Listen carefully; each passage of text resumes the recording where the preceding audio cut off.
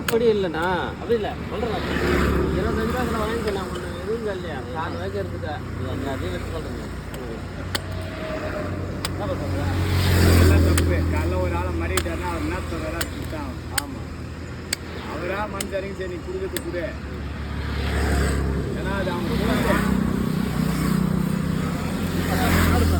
இல்லை உண்மையிலே எனக்கு வேணாம். நிஜமாக தான் கோயில் ஆகிடும். மரம் ஏறாது தானே பேசுகிறான்ட்டு. ஐயா உங்கள் தொழில் வந்து சாதாரண தொழில் கிடையாது. அவன் ஏறவனுக்கு தான் தெரியும் அதனுடைய அருமை பெருமெல்லாம். அம்மா சொல்லிடலாம். எங்கள் அம்மா இந்த தொழில் இந்த 5 மரங்குது காய் வீதுறான்னு 4 பேர் வந்து சொல்லுவாங்க. உனக்கு காசு பெருசா புள்ள பெருசா?